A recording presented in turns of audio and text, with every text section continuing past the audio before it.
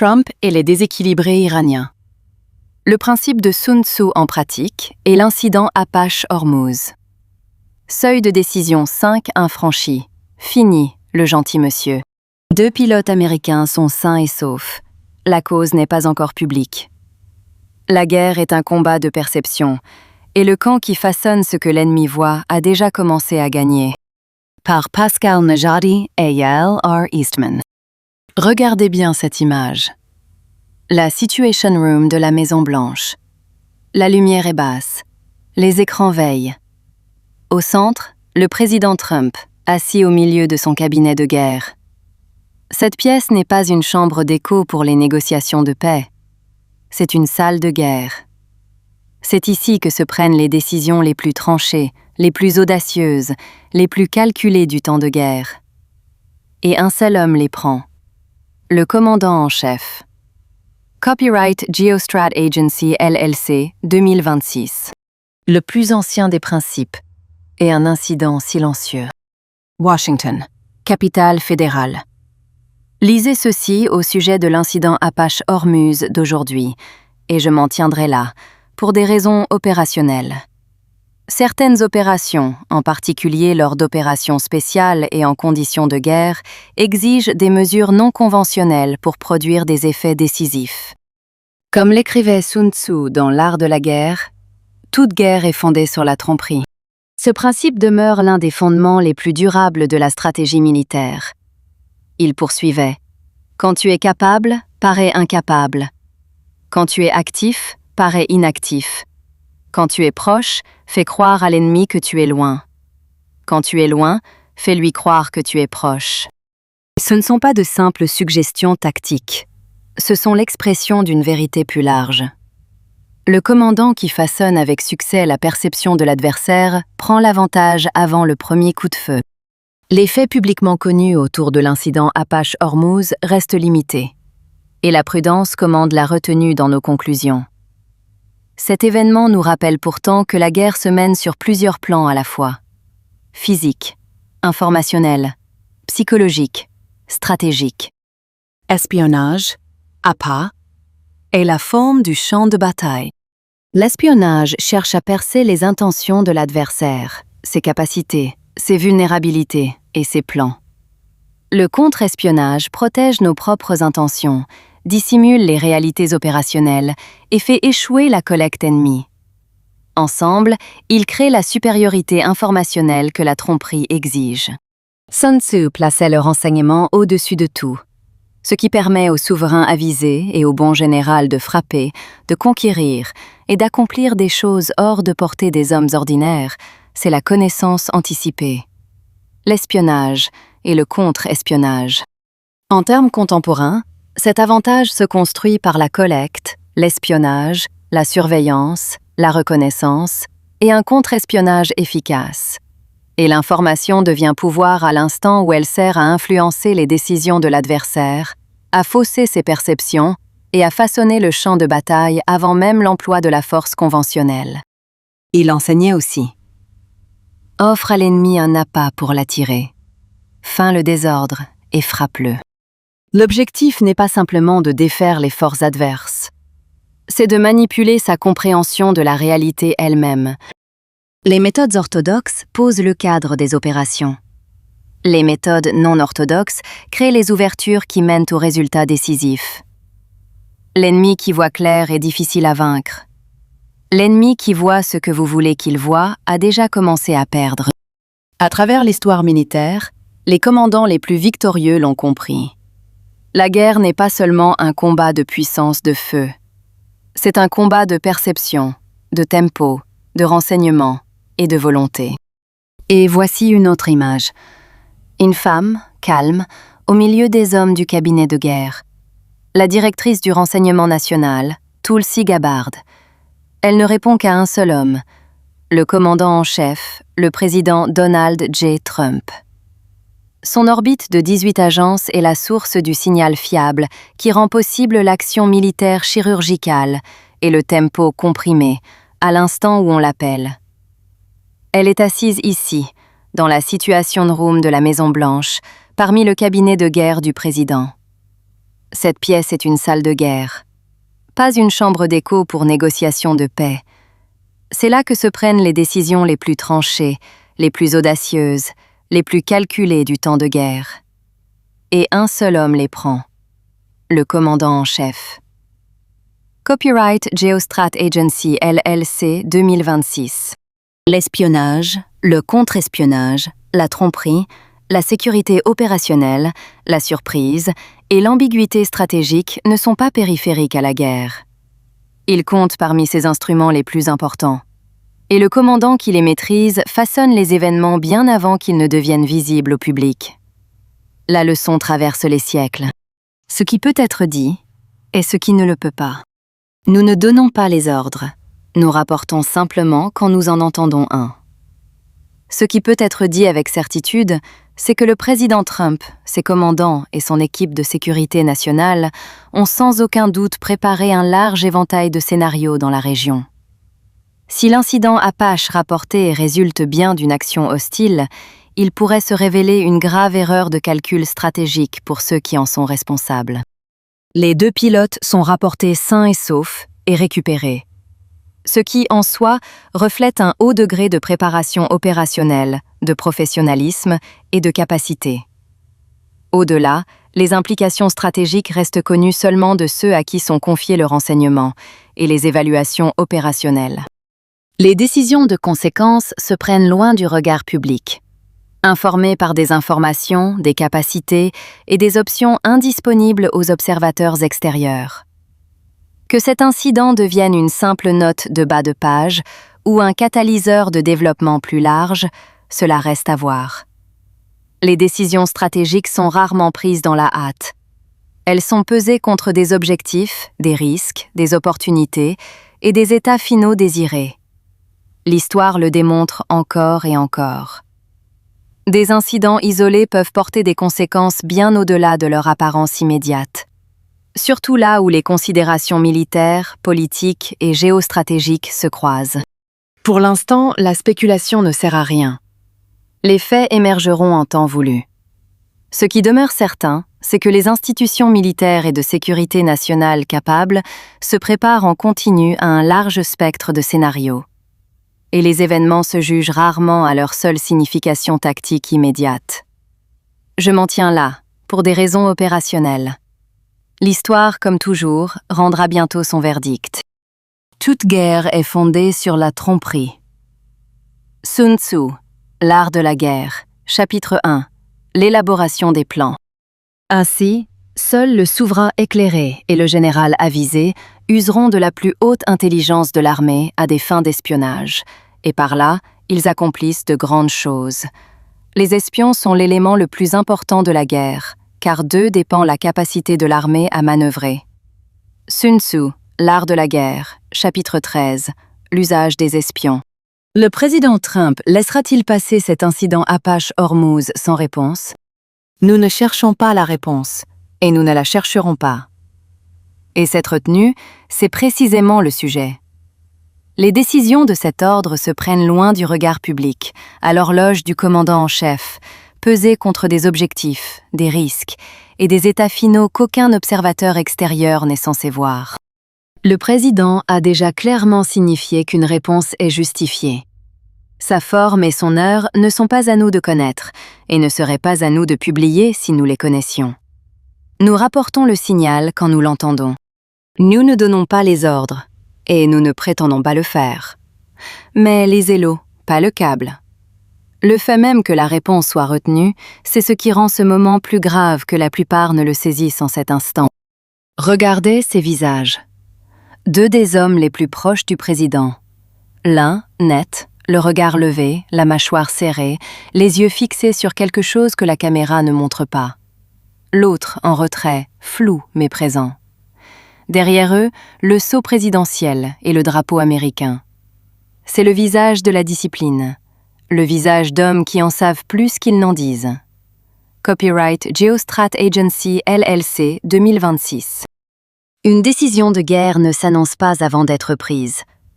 Le silence n'est pas l'absence de réponse. Dans une campagne menée au tempo comprimé, où le signal prime sur le bruit, il est le plus souvent la discipline qui la précède. Une note de la secrétaire exécutive. Geostrat Agency LLC est une unité de renseignement géostratégique privée à but non lucratif, souveraine, et une opération de publication, sise au 1500 K Street Nord-Ouest à Washington, capitale fédérale. À 5 minutes à pied de la Maison-Blanche, de l'autre côté de Lafayette Square, et à 2 pas du bureau washingtonien de la directrice du renseignement national, Tulsi Gabbard. Et pourtant entièrement indépendante et autarcique. Une note sur l'identité et le statut juridique. Geostrat Agency LLC est une société à responsabilité limitée enregistrée à Washington, capitale fédérale, aux États-Unis, au 1500 K Street Nord-Ouest. C'est une entité juridique séparée et distincte, constituée sous le droit des États-Unis. Elle n'est ni affiliée, ni liée, ni détenue, ni contrôlée, ni soutenue par, ni en aucune relation contractuelle, d'agence, de partenariat ou de co-entreprise avec l'organisation basée à La Haye, geostrat.org. Ni avec aucune autre organisation, société ou personne portant un nom semblable ou identique à l'oreille, dans quelque juridiction que ce soit dans le monde. Les deux ne partagent aucune propriété commune, aucun dirigeant, aucun administrateur, aucun personnel, aucun financement, aucune gouvernance, aucun contrôle éditorial. Geostrat Agency LLC détient sa propre propriété intellectuelle en son propre nom, dont la marque verbale Epic Fury 2026, numéro de série de l'Office américain des brevets et des marques 99807-441, et la marque figurative au globe et à l'épingle de Geostrat Agency LLC, numéro de série 99766-311, toutes deux détenues personnellement par le fondateur, Pascal Nadjadi. Toute ressemblance de nom est purement fortuite et ne crée aucune association, aucune licence, aucun droit partagé d'aucune sorte. Nous ne recherchons aucune activité commerciale d'aucune sorte et nous ne fournissons de services de conseil à personne. Nous ne sommes pas des consultants, nous ne sommes pas alloués, nous ne sollicitons aucun client, aucun mandat, aucun engagement commercial. Notre seule voie, c'est notre Substack et notre chaîne YouTube. Toutes deux détenues et exploitées par Geostrat Agency, LLC, Washington, capitale fédérale, États-Unis, et administrées par moi-même, au service de notre fondateur et principal, M. Pascal Nadjadi. Nous ne détenons aucun compte bancaire, par choix délibéré. Nous n'accepterons jamais de donateurs. Nous ne répondons à aucun parti et à aucun intérêt étranger. Nous sommes totalement indépendants financièrement et le resteront toujours. Nos rapports sont publiés intégralement, ouverts à tous, gratuitement et sans péage. Notre bilan de prévision sur Epic Fury 2026 repose sur des appels confirmés par les événements. À ce jour, aucun n'a été dépassé. Au compte rendu. Pas de médias, pas de presse. Geostrat Agency LLC n'accorde aucune interview d'aucune sorte, ni écrite, ni audio, ni audiovisuelle, ni par aucun intermédiaire, qu'il soit national, international, américain, suisse ou européen. Notre principal communiqué par un seul canal, et un seul. Notre Substack en source ouverte et sans péage, et nos plateformes YouTube. Là où toute l'analyse, tous les signaux et nos matériels audiovisuels français sélectionnés pour la francophonie sont publiés intégralement et gratuits pour chaque lecteur. Les seuls organes officiels détenus et gérés par Geostrat Agency LLC sont notre Substack, Pascal Nadjadi, Geostrat Agency, à l'adresse penajadi1967.substack.com, et notre chaîne YouTube, Geostrat Agency Context Films, animée par Yael R. Eastman. Tout compte, toute chaîne, toute page ou tout fil au nom de Pascal Nadjadi ou de Geostrat Agency sur toute autre plateforme n'émane pas de ce bureau, n'est pas autorisé et ne représente pas notre travail. Chacun de ces comptes est frauduleux et devrait être signalé à la plateforme concernée. Désormais déclassifié, et à vous de le lire. Une invitation de Geostrat Agency LLC. Le dossier en source ouverte Epic Fury 2026. Notre rapport analytique phare, référence GSAEF 2026-004, et déclassifié et ouvert à chaque lecteur. Pas de péage, pas de gardien à la porte. Écrivez-moi execsec@geostrat.agency et je vous l'enverrai directement, en anglais et en français. Bien à vous.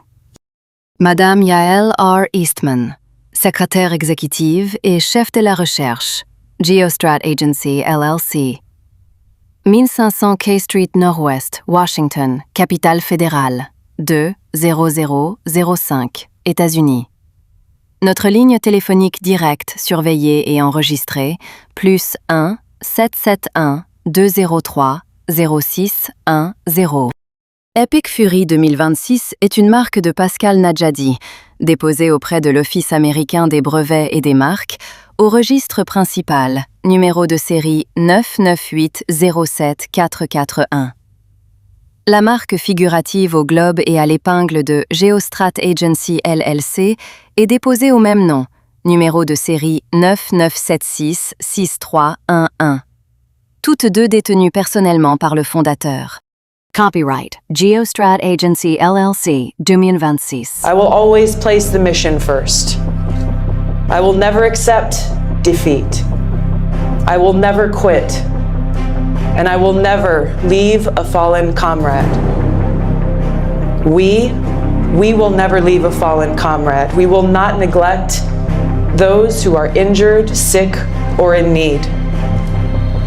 I won't divulge internal conversations. I will say that those of us within the intelligence community continue to provide the president with all of the best objective intelligence available to inform his decisions. The last what the world wants is an insecure United States. We need a strong, healthy, wealthy, self-competent, not warmongering United States to keep peace. It's the way your president is managing things. President Trump, that is. War in this context and in pursuit of peace is necessary.